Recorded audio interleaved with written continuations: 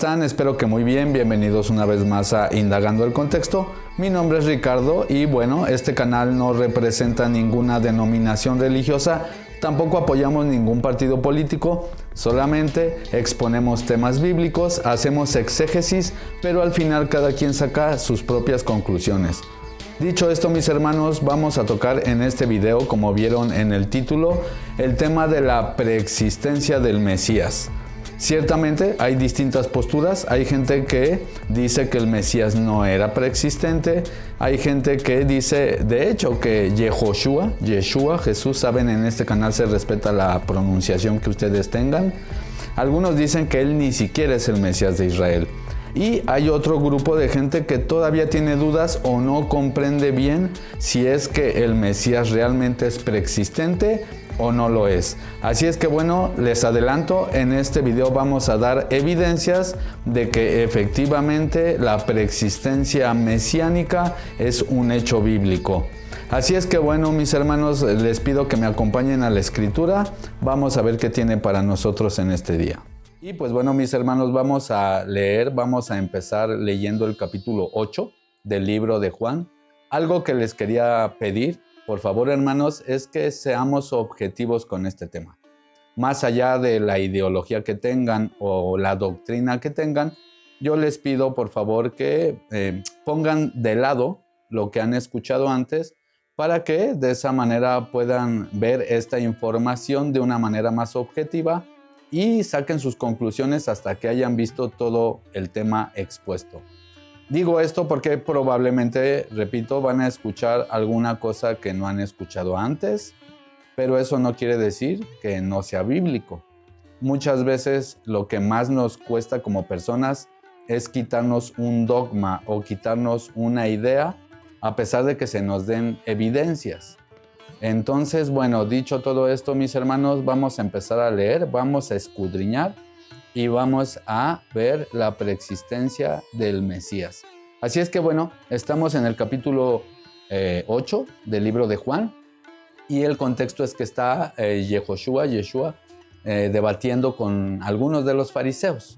Así es que bueno, vamos a leer desde el 13. Entonces los fariseos le dijeron: tú das testimonio acerca de ti mismo y tu testimonio no es verdadero. Respondió Yeshua y les dijo: aunque yo doy testimonio acerca de mí mismo, mi testimonio es verdadero porque sé de dónde he venido y a dónde voy. Pero ustedes no saben de dónde vengo ni a dónde voy. Ustedes juzgan según la carne. Yo no juzgo a nadie. Esto es muy interesante, mis hermanos. Hay que entender el contexto. Lo que debemos de entender es que estos fariseos, ellos juzgaban según la carne. Según ellos decían que solamente los que eran linaje literal, físico, sanguíneo de Abraham, ya tenían casi que el reino asegurado, solo por ser israelita o judío. Por ejemplo, a mí me ha tocado ver algunas familias, me ha tocado en el transcurso de mi vida charlar o ver casos de algunas familias que piensan que porque son judíos de nacimiento, ya, Dios los ama, Dios los quiere y no importa lo que hagan, soy judío. Es más, hay muchos que dicen ser judíos, pero ni siquiera son practicantes de nada. Viven de una manera secular impresionante. Viven en pecado constante, gozándose en el pecado, pero dicen que por ser judíos, pues ya es como que Dios está contento con ellos. Entonces, más o menos eso pasaba con estos personajes. Ellos, según la carne, juzgaban. Y sigue diciendo, el 16, y si yo juzgo, mi juicio es verdadero. Es decir, el Mesías no condena, pero cuando juzga, su juicio es verdadero. Porque la Escritura dice que hay que juzgar con justo juicio. Obviamente todos tenemos que emitir un juicio. Siempre todos emitimos juicios. Juicios intelectuales, juicios espirituales, todos absolutamente. Lo que debemos aprender es emitir ese juicio de manera justa, basada en los principios bíblicos, basado en el fundamento de la Torá, en las palabras de Yeshua y por supuesto juzgar a los de adentro. Esto ya lo he comentado antes. La Escritura sí nos permite juzgar a los de adentro, no condenar, sino juzgar. Y dice, Y si yo juzgo, mi juicio es verdadero, porque no soy solo yo, sino el que me envió, el Padre. Me explico, o sea, el Padre está con él, dice. Y en su Torá, en su ley, está escrito que el testimonio de dos hombres es verdadero. Entonces él mismo dice, en la Torá está escrito que el testimonio de dos hombres es verdadero. El Mesías está diciendo, el Padre y yo testificamos. Esto es muy interesante, hermanos. Dice, yo soy el que doy testimonio de mí mismo y el Padre que me envió da testimonio de mí. Ellos le dijeron, ¿dónde está tu Padre? Respondió Yehoshua, ni a mí me conocen ni a mi Padre. Si a mí me conocieran, también al Padre conocerían. Es decir, aquel que reconoce al Hijo tiene al Padre, porque entiende que es el enviado del Creador. Pero si no reconocen al Hijo, ¿cómo dices tú seguir al Padre? Si es la voluntad del Altísimo haber mandado a su Hijo, a Yehoshua. Dice el 20, estas palabras habló Yehoshua en el lugar de las ofrendas, enseñando en el templo, y nadie le prendió porque aún no había llegado su hora. Otra vez les dijo Yehoshua, yo me voy y me buscarán, pero en su pecado morirán, y a donde yo voy, ustedes no podrán venir. Entonces decían los judíos, ¿acaso se matará a sí mismo o se quitará la vida? Me explico, entonces ellos lo que estaban diciendo, incluso tal vez de manera burlona, pues ¿qué? Estará hablando de que se va a quitar la vida y se va a ir al infierno. Nosotros no. Por eso él dice, ¿de qué habla este? ¿Por qué él dice que se va a un lugar a donde nosotros no vamos a ir y nosotros nos vamos a ir al cielo? Si él dice que se va a ir a otro lugar donde no vamos nosotros, pues él se va a ir al infierno. Básicamente es lo que le estaban diciendo. Y dice, a donde yo voy ustedes no pueden venir. Y él les dice, ustedes son de abajo, yo de arriba.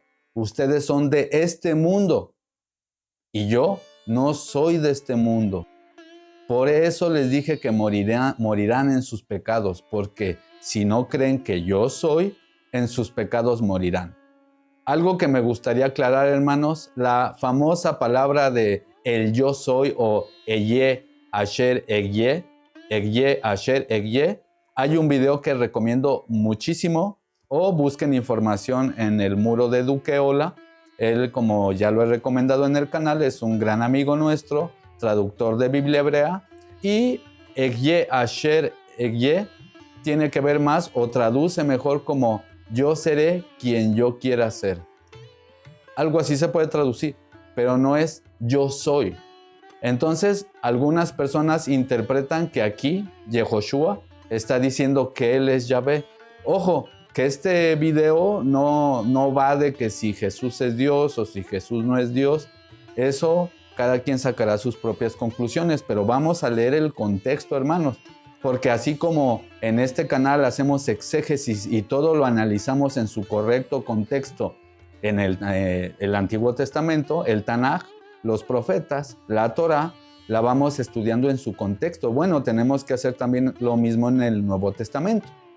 Entonces, bueno, aquí él empieza a decir, o sea, el Mesías sí empieza a anunciar que él es preexistente. No tanto que él es el mismo creador. Repito, se respeta, no es tema de debate en este video. Sin embargo, bueno, seguimos leyendo. Dejo esos puntos claros. Por eso les digo que morirán en sus pecados, porque si no creen que yo soy, o sea que él es el Mesías, el enviado, en sus pecados morirán. Entonces le dijeron, ¿tú quién eres? Entonces Yehoshua les dice, lo que desde el principio les he dicho.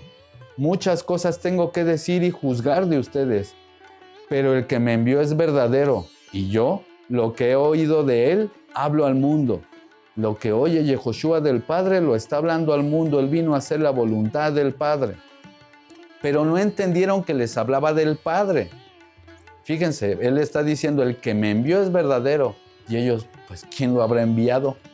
No entendían, tenían cegada su espiritualidad. Y dice, él les dice, cuando hayan levantado al Hijo del Hombre, entonces conocerán que yo soy. O sea, que él es el Mashiach. Y que nada hago por mí mismo, sino que según me enseñó el Padre, así hablo. Porque el que me envió conmigo está. No me ha dejado solo el Padre. Es como cuando vemos en el Antiguo Testamento que el Creador le decía a Josué, yo voy contigo. No es que literalmente estaba ahí a un lado de él o dentro de él, sino es una manera de decir, yo te protejo, yo estoy contigo, estás haciendo mi voluntad, yo te acompaño. Y dice el 29, porque el que me envió conmigo está y no me ha dejado solo el Padre, porque yo hago siempre lo que le agrada. Hablando él estas cosas, muchos creyeron en él. Ojo, hermanos, hay que tener esto en cuenta. Muchos judíos e incluso fariseos creyeron en él. Dijo entonces Yehoshua a los judíos que habían creído en él: si ustedes permanecen en mi palabra, serán verdaderamente mis discípulos. Los que no permanecen en su palabra no son sus discípulos, mucho menos los que lo blasfeman, mucho menos aquellos que lo niegan. Dice el 32, y conocerán la verdad, y la verdad los hará libres. ¿Libres de qué? Libres de dogmas. ¿Libres de qué? Libres de adoctrinamiento religioso, de adoctrinamiento político, hermanos. Y digo político porque va de la mano la política y la religión. Hay muchos políticos fanáticos religiosos haciendo cosas horribles casi en todos los países del mundo. Entonces, bueno, les respondieron, linaje de Abraham somos y jamás hemos sido esclavos de nadie. ¿Cómo dices tú que seremos libres? Fíjense, ellos seguían con la idea de que solo por ser hijos de Abraham ya eran libres, ya el Creador los amaba. Sin embargo, vemos que no, vemos que solo si haces la voluntad de Dios Altísimo, la voluntad de Adonai, del Creador. Aquí dice, Yehoshua les responde, de cierto les digo, amén, amén les digo, que todo aquel que hace pecado, esclavo es del pecado. Y el esclavo no queda en la casa para siempre, el Hijo sí queda para siempre. Así que si el Hijo los liberta, serán verdaderamente libres. Sé que son descendientes de Abraham. Fíjense aquí, hermanos, aparece la palabra sperma. O sea, son esperma de Abraham, descendientes físicos de Abraham, pero no espirituales, por lo que dice. Fíjense, sé que son descendientes de Abraham, pero procuran quitarme la vida, porque mi palabra no haya cabida en nosotros, en ustedes. Su palabra no entra en ellos.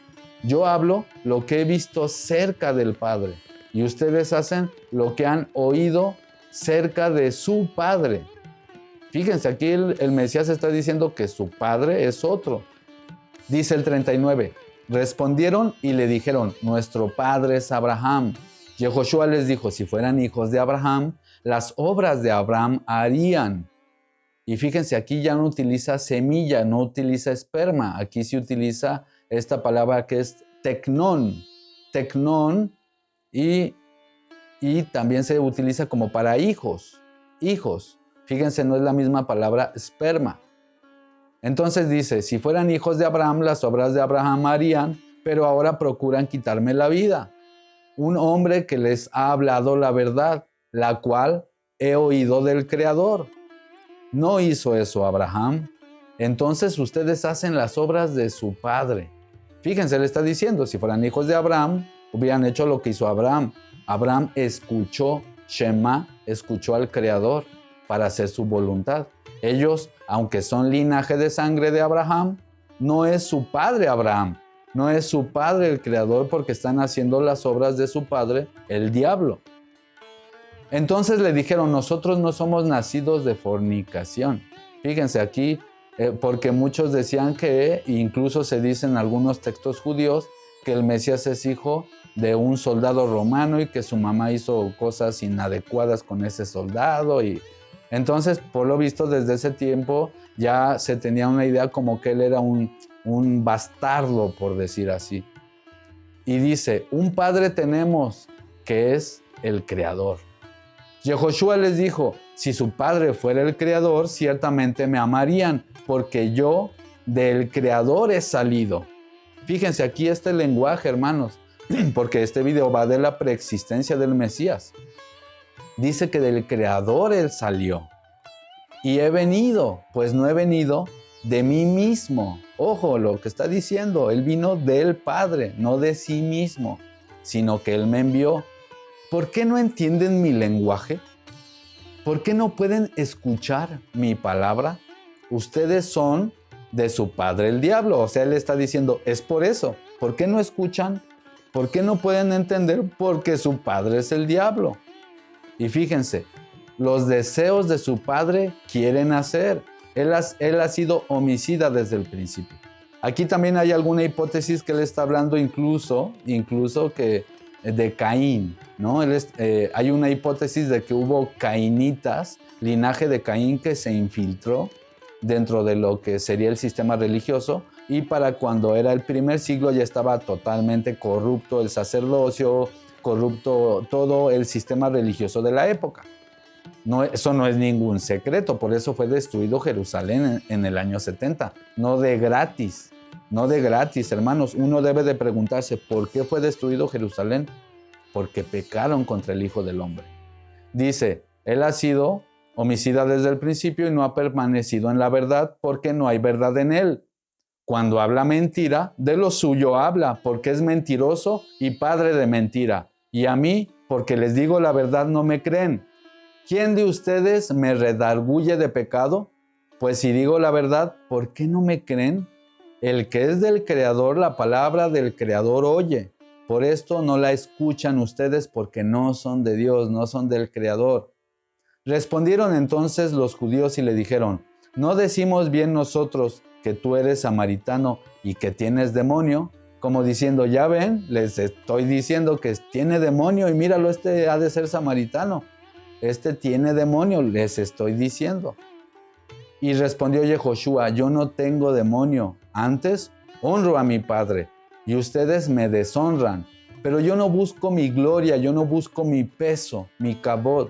Hay quien la busca y juzga. De cierto les digo que el que guarda mi palabra nunca verá muerte. Fíjense, él aquí está hablando ya de algo espiritual. Y ellos, los fariseos, algunos de ellos cegados por su corrupción, por su perverso corazón, no entendían. Dice el 52, entonces los judíos le dijeron, ahora conocemos que tienes demonio, pues Abraham murió y los profetas, y tú dices que el que guarda mi palabra nunca sufrirá muerte. Fíjense, aquí ellos están diciendo, ¿cómo no? Todos nos morimos. Y ahora tú vienes a decir que los que te sigan no van a morir, pero él hablaba de muerte espiritual, ellos no lo entendían. Y dice, ¿eres tú acaso mayor que nuestro padre Abraham, el cual murió? Como diciendo, ¿tú te crees mejor que Abraham? ¿Tú? ¿En serio? Y el mismo Abraham murió y tú dices que tú no vas a morir, que tú vienes a traer vida espiritual. Y dice Yehoshua, si yo me glorifico a mí mismo, mi gloria nada es. Mi Padre es el que se glorifica, el que me glorifica. El que ustedes dicen que es su Dios, pero ustedes no lo conocen, mas yo sí le conozco. Y si dijere que no le conozco, sería mentiroso, como ustedes. Pero le conozco y guardo su palabra. Abraham, su padre, se gozó de que había de ver mi día y lo vio y se gozó. Fíjense, hermanos, la revelación que está diciendo Yehoshua. El Nuevo Testamento es la revelación de la Torá, hermanos. Porque hay muchas personas que piensan que se está contradiciendo con la Torá o con los profetas. No, más bien no tenían entendimiento de las cosas espirituales este grupo religioso de los fariseos. Bueno, no todos, repito, no todos los fariseos pensaban igual, pero los que tenían dominado como todo el sistema religioso y político de la época, porque la palabra política tiene que ver con eso, con cosas también seculares, y ya ven que los judíos tenían tratos con los romanos, etcétera, etcétera. Entonces, fíjense mis hermanos, aquí está diciendo que Abraham se gozó de ver su día y lo vio ese día. ¿El día de qué? De la redención mesiánica. Entonces le dijeron los judíos, ¿aún no tienes 50 años y has visto a Abraham? Y Yehoshua les dice, de cierto les digo, antes que Abraham fuera, yo soy. Es decir, yo existía desde antes de Abraham. Aquí él está haciendo esta declaración. hermanos, quiero que se queden al final, hasta el final del video, porque vamos a ir al Antiguo Testamento, al Tanaj, y a comprobar si es verdad que el rey de Israel vendría desde antes de la fundación del mundo, o desde antes de los tiempos de este mundo. Porque aquí el Mesías está diciendo que antes de Abraham, él ya era.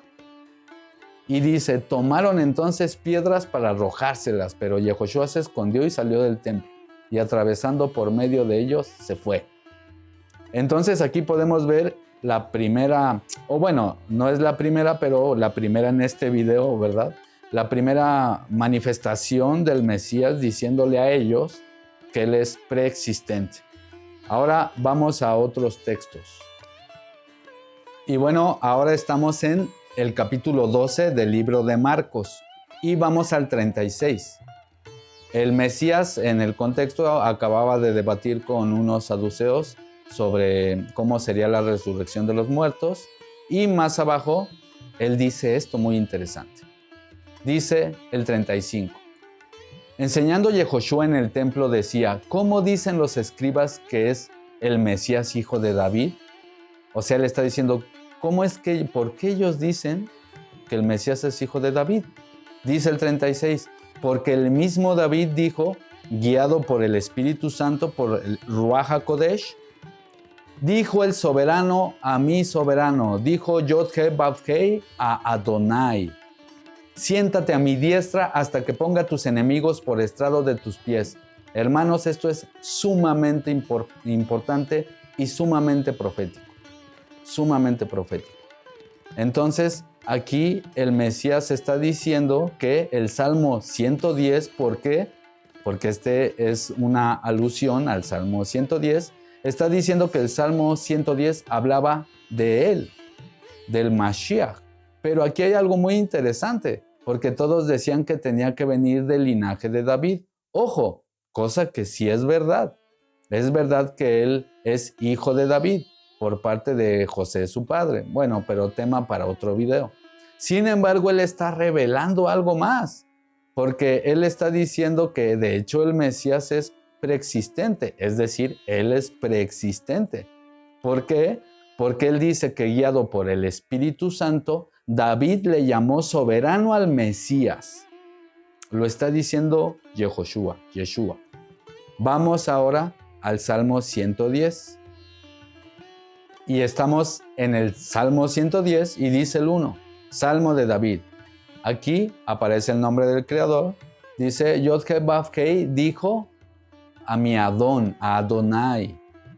Es interesante porque aquí está hablando de dos poderes en el cielo. Yo cuando digo esto, muchas personas me dicen, oye, pero no es cierto porque Deuteronomio 6:4 dice que Dios es uno. Pero hermanos, tenemos un video en el canal donde dice Yahvé o Yod-Heh-Vav-Heh o Yahweh, como le llamen, Ejad. Yod-Heh-Vav-Heh, Ejad. Y Ejad también tiene que ver con unidad. Yo no estoy diciendo que no haya uno por encima de todos, por supuesto. Pero el concepto de Ejad en la escritura tiene que ver también como con unidad. Entonces, aquí literalmente el Salmo 110, ni siquiera estamos agregando nada, ni mucho menos. Literalmente está hablando de dos poderes en el cielo. O sea, según Yeshua, según palabras de Yehoshua, este Salmo está hablando del Mesías. Entonces, aquí dice David, Yod-Heh-Vav-Heh dijo a Adonai, a mi soberano, siéntate a mi derecha hasta que ponga tus enemigos por estrado de tus pies. Atención a esta frase, porque la vamos a ver muchas veces citada en el Nuevo Testamento.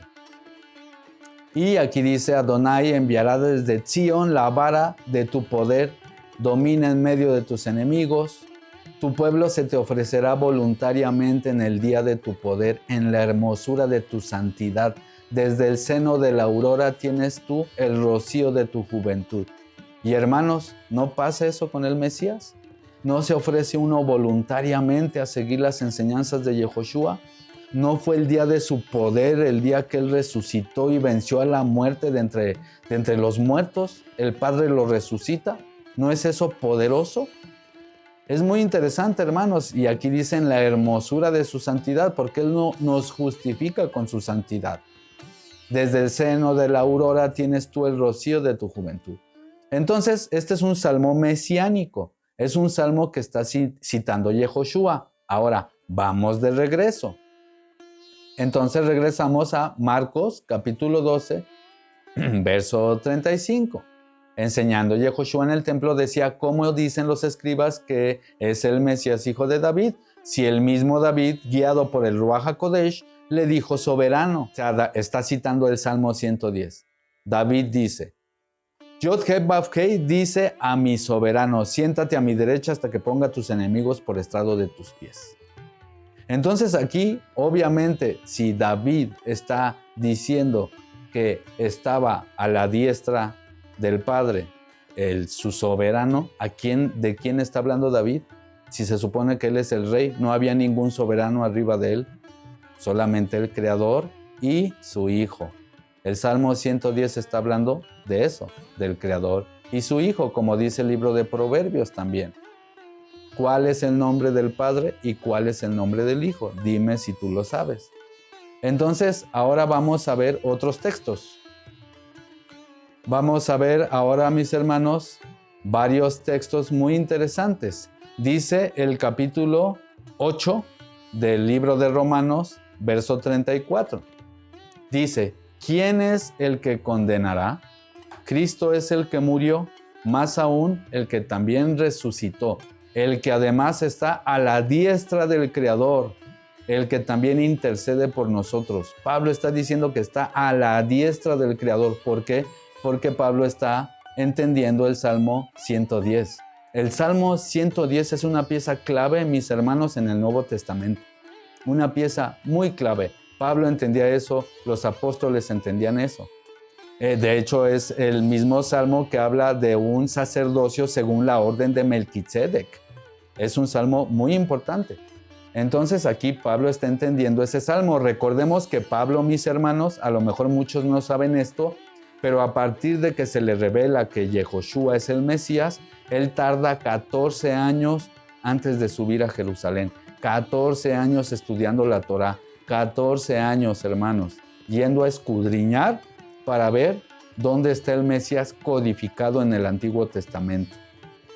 Obviamente él reestudió la Biblia, porque Pablo era un erudito, pero a partir de que se le revela el Mesías, bueno, tiene que ir y otra vez leer para ver dónde está codificado, y tardó 14 años. Entonces, obviamente que Pablo entendía este salmo, entendía el Salmo 110. Ahora estamos en Efesios capítulo 1, verso 20. Y dice: la cual operó en el Mesías, resucitándole de los muertos y sentándole a su diestra en los lugares celestiales. Este concepto de estar a la diestra del Creador no es algo que se inventaron, sino que es algo que es basado, esta exégesis que hacían es basada en el Salmo 110. Y ahora tenemos este famoso texto del fallecimiento de Esteban, del discípulo, y dice Hechos 7:55: pero Esteban, lleno de Ruach HaKodesh, puesto los ojos en el cielo, vio el peso del Creador, la gloria del Creador, y a Yehoshua que estaba a la diestra del Creador. Es decir, él estaba a punto de fallecer porque lo estaban apedreando, y él ve los cielos abiertos y ve al Hijo a la diestra del Padre. Ojo, que también hay algo muy interesante. Estar a la diestra tiene que ver con juicio. Por eso el Salmo dice: siéntate a mi derecha hasta que ponga a tus enemigos por estrado de tus pies. A sus enemigos directos. Porque obviamente todo aquel que no sigue las enseñanzas de Yehoshua, pues básicamente es su enemigo. O también podemos hacer un pesher en nuestra actualidad e interpretar cosas a nuestra actualidad. Pero el contexto histórico, sus enemigos directos son aquellos que, digamos, que lo pusieron en el madero. Entonces, por eso hubo un juicio en el año 70, en el primer siglo, un juicio a Jerusalén. Más allá de que alguien interprete que hay profecías venideras o no, o sea, no estoy diciendo que no, ni mucho menos, Lo que estoy diciendo es que sí hay un contexto histórico que no podemos dejar de lado. Entonces es muy interesante, mis hermanos, porque Esteban estaba a punto de fallecer y vio a la diestra al Hijo. Y por eso el mismo Esteban después dice, perdónalos, no saben lo que hacen, o no les tomes en cuenta este pecado. Ya recordé, no les tomes en cuenta este pecado, este grave pecado. Así es que bueno, vamos a leer un poco más. Ahora, mis hermanos, estamos en el Salmo número 80. Y vamos a leer el 14 y el 15, hermanos. A mí, en lo personal, este se me hace un salmo muy profético, en esta parte al menos del salmo. Como sabemos, se hace siempre esta manera o esta técnica bíblica de interpretar algo en el Antiguo Testamento y verlo reflejado a la luz de Yehoshua en el Nuevo Testamento. Entonces dice Salmos 80, 14. Oh Elohim de los ejércitos, vuelve ahora, mira desde el cielo y considera y visita esta viña. Obviamente, hermanos, se está hablando no de una viña literal, sino es algo espiritual. Oh Elohim de los ejércitos, vuelve ahora, mira desde el cielo y considera y visita esta viña, la planta que plantó tu diestra y el renuevo que para ti afirmaste. A mí me recuerda este texto de estos textos de los profetas, donde también dice que vendría un renuevo, sí, un retoño de Israel, ¿no? Entonces es muy interesante porque también sabemos que el Mesías es el Reshit, el Omer Reshit. El Mesías cumple este llamado de santidad conocido como Omer Reshit. Entonces él es el Reshit, el principio. Por eso podemos ver en la escritura Bereshit bara Elohim. En el principio creó Elohim, en un principio creó Elohim, se traduce. Pero Reshit refiere también al Mesías. Ya tenemos un video explicando esto en el canal, pero bueno, él es el Aparje, el principio, el Reshit. Bereshit bara Elohim se podría decir también en el Mesías, en el Reshit, en él o para él Mesías creó Elohim los cielos y la tierra. Y bueno, ese Reshit es como la primera espiga que sale, es como eso primero. Entonces, bueno, es muy interesante porque aquí dice el 15, la planta que plantó tu diestra y el renuevo que para ti afirmaste. Dice el Nuevo Testamento que el Mesías es la roca, la piedra angular, la base de los cimientos. Entonces, bueno, esto solamente como un detalle muy interesante. Quería mostrarlo, mis hermanos. Salmo 80, 14 y 15. Y pues bueno, ahora vamos a este famoso texto de Miqueas, el famoso Miqueas 5:2, hermanos. Entonces, bueno, este es un texto que, como sabemos, también refiere al Mesías y dice: pero tú, Belén Éfrata, pequeña para estar entre las familias de Judá, de ti me saldrá el que será soberano de Israel, y sus salidas son desde el principio, desde los días de la eternidad. Es muy interesante porque aquí, incluso en la traducción, se entiende que el Mesías viene desde antes del tiempo. Esta palabra que ponen desde el principio es la palabra hebrea kedem. Esta misma palabra, hermanos, es utilizada en el capítulo 2 del libro de Génesis, en el capítulo 2, verso 8. Y vamos a ver qué tiene que ver con el huerto del Edén, porque dice el texto de Génesis que el huerto, el jardín que está en Edén, el jardín en Edén, o el conocido jardín del Edén, fue creado o está puesto desde antes del tiempo, desde antes de la eternidad, si se quiere decir así, desde el Kedem. Vamos para allá, mis hermanos. Vamos al texto de Génesis, capítulo 2, verso 8. Y dice: y Yod-He-Vav-He, Elohim plantó un huerto en Edén, al oriente, y puso ahí al hombre que había formado. Es interesante porque aquí la palabra que traducen como oriente es la misma palabra, como pueden ver en pantalla, Kedem. Entonces, ¿por qué la traducen como oriente? No tiene sentido. Sin embargo, nosotros entendemos que este jardín fue plantado desde el Kedem. Kedem tiene que ver como con algo antes del tiempo, hermanos. De hecho, algunas veces, fíjense, aquí dice antigüedad, lado oriental, pasado, desde el principio, tiempos antiguos, pero esas son las traducciones que le dan algunas Biblias. Pero en verdad, la palabra Kedem en el hebreo bíblico tiene que ver como con algo antes del tiempo. Entonces, es interesante porque aquí el huerto lo plantó, dice que desde el Kedem, no al oriente, sino desde el Kedem. Es como una palabra un poco complicada de traducir. Me ha comentado nuestro hermano Duque Ola, que él es traductor. Y bueno, es una palabra que ciertamente, como otras palabras, tiene conceptos que son un poco difíciles de entender de acuerdo a nuestra mente occidental. Pero para resumirlo, Kedem tiene que ver como con algo antes del tiempo.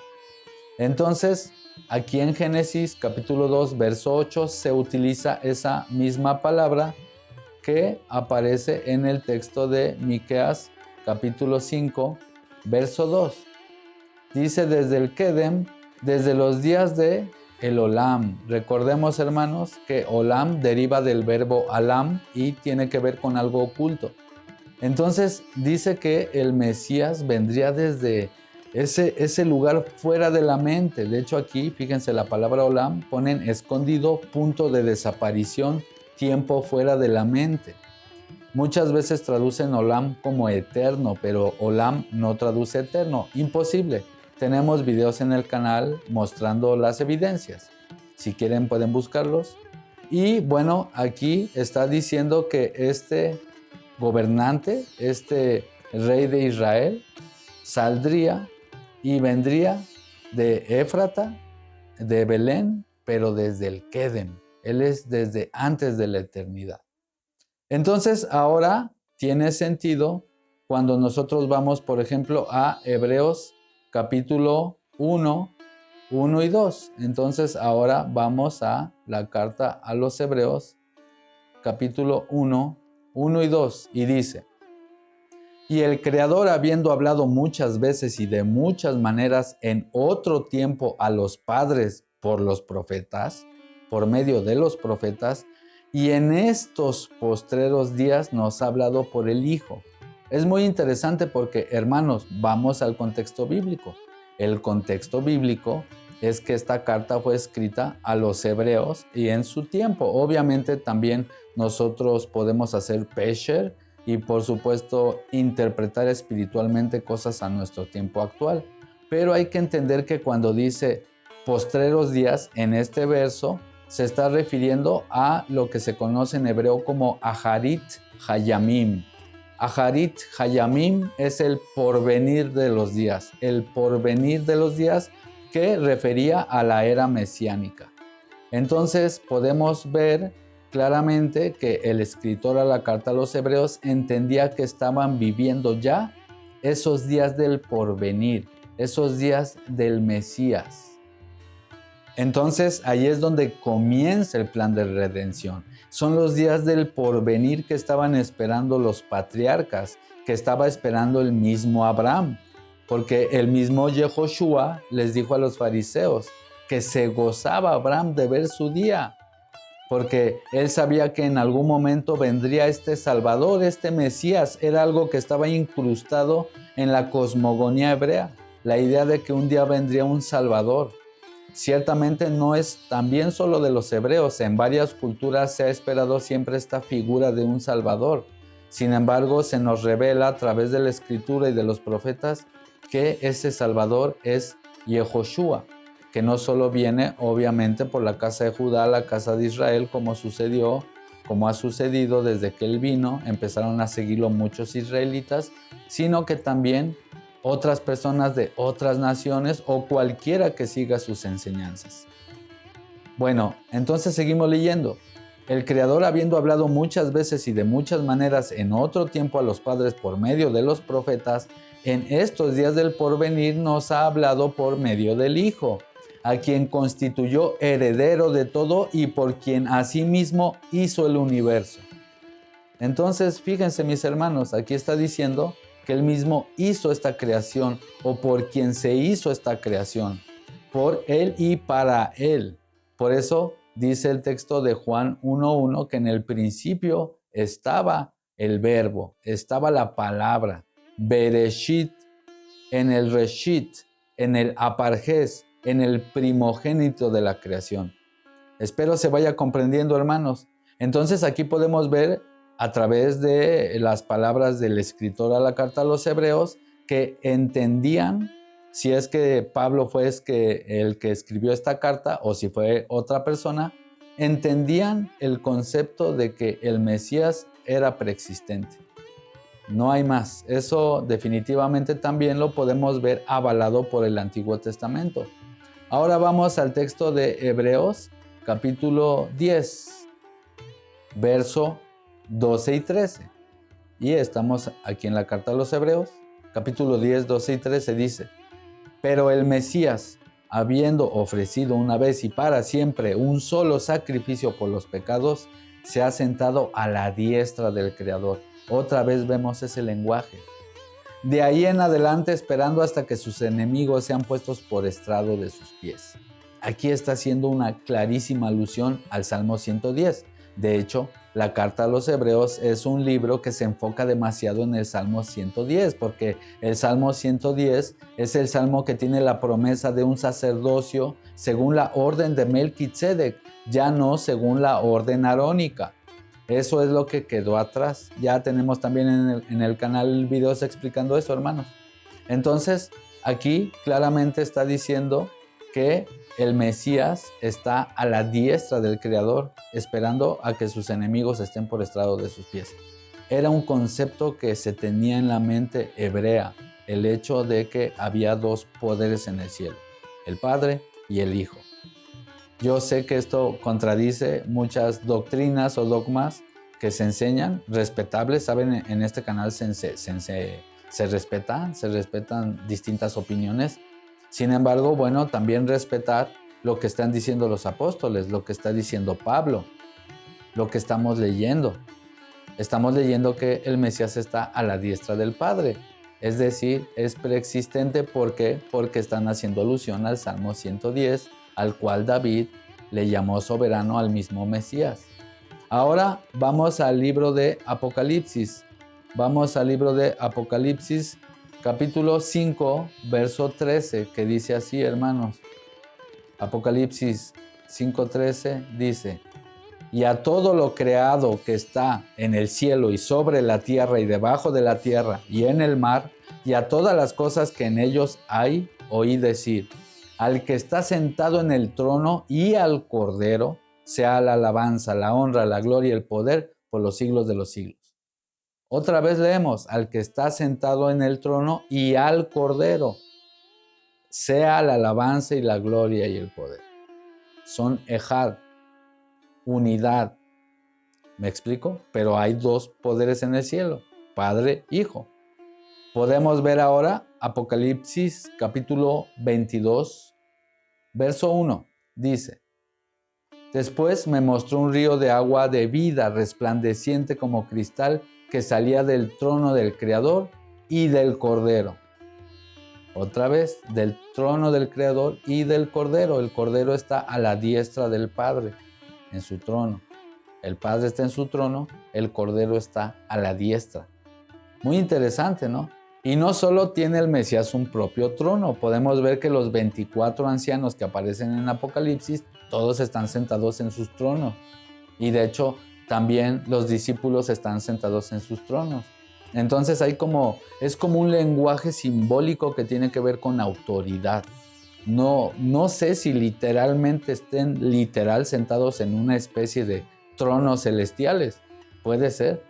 Pero lo que sí es que trono tiene que ver con autoridad. Entonces ahora vamos a Colosenses. Y bueno, estamos en Colosenses capítulo 3, verso 1. Dice: sí, pues, han resucitado con el Mesías, busquen entonces las cosas de arriba, donde está el Mesías sentado a la diestra del Creador. Pongan la mira en las cosas de arriba y no en las de la tierra, porque han muerto y su vida está escondida con el Mesías en el Creador. Entonces, muy interesante, muy profundo todas estas palabras. Aquí Pablo está entendiendo también, una vez más, en este texto vemos que él entiende que el Mesías está a la diestra del Creador. Y pues bueno, ahora vamos al capítulo 17 del libro de Juan. El capítulo 17 del libro de Juan y leemos desde el 1, vamos a leer. Dice Yehoshua, estas cosas habló Yehoshua y levantando los ojos al cielo dijo, Padre, la hora ha llegado, exalta a tu Hijo para que también tu Hijo te glorifique, te exalte, como le has dado potestad sobre toda carne para que dé vida eterna a todos los que me diste. Y esta es la vida eterna, que te conozcan a ti, el único poderoso, el único creador verdadero, y a Yehoshua, a quien has enviado. Yo te he glorificado en la tierra, he acabado la obra que me diste que hiciera. Ahora pues, Padre, glorifícame tú al lado tuyo, con aquella gloria que tuve contigo antes de que el mundo fuera. Aquí está diciendo en el capítulo 17 de Juan, verso 5, le pide que lo glorifique como antes de que el mundo fuera. Muy interesante, aquí está declarando claramente que Él es preexistente. Habrá quien lo quiera creer, habrá quien no. Lo que sí me he dado cuenta es que hay distintos grupos de mesianismos, raíces hebreas, incluso cristianos, que le quitan, por decir así, esa cualidad preexistente al Mesías, cuando sí podemos ver evidencias en el Antiguo Testamento y evidencias suficientes en el Nuevo Testamento, obviamente, de que el Mesías era preexistente, de que el Mesías estaba desde el principio de la creación.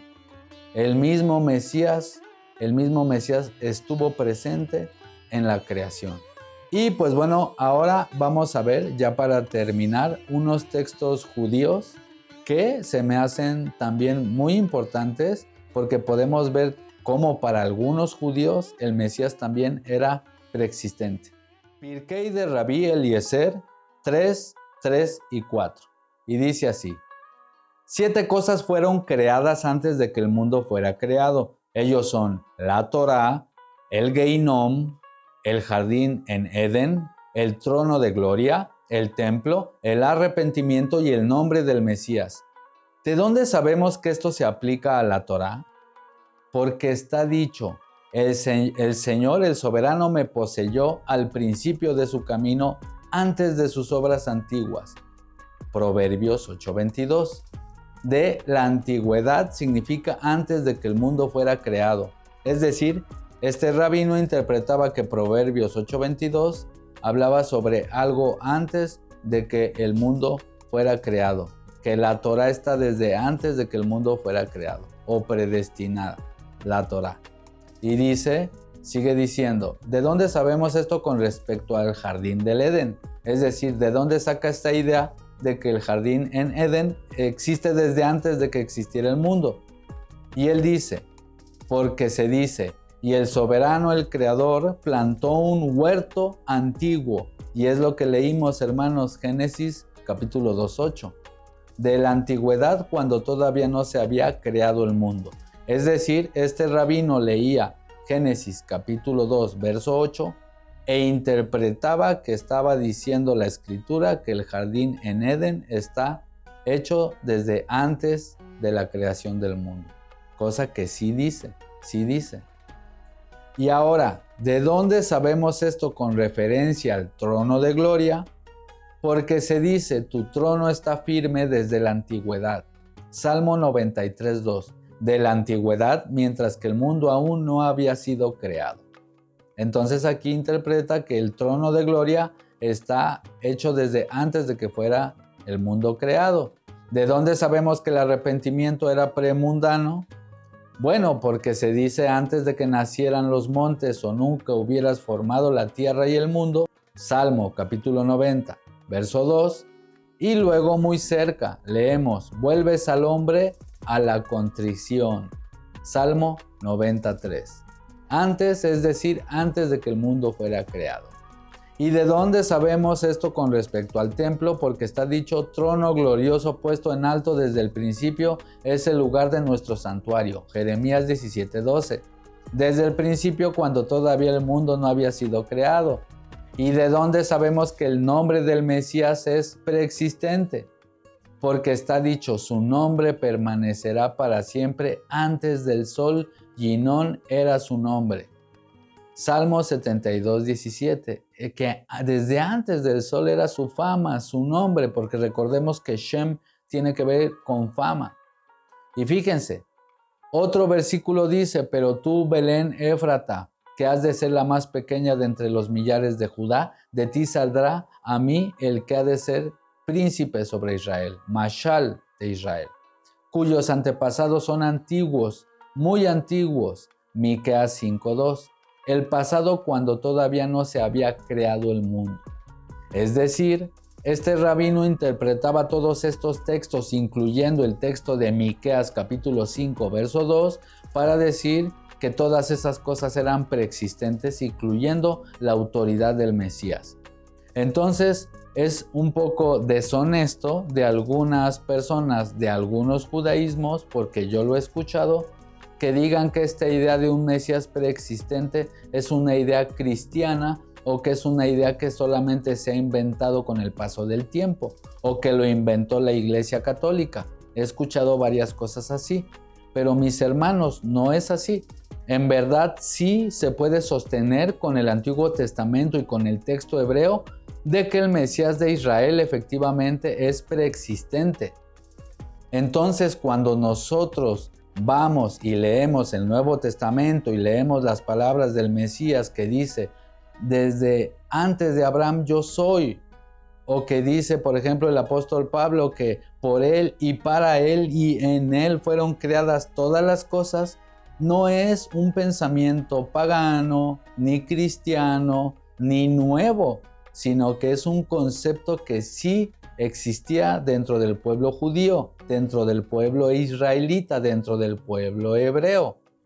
Entonces, mis hermanos, me parece que se han dado suficientes evidencias, no quiero hacer más largo el video, me parece que ya pudimos ver por toda la escritura que el Mesías efectivamente es preexistente, pero bueno, como siempre digo, al final analicen el tema y saquen sus propias conclusiones.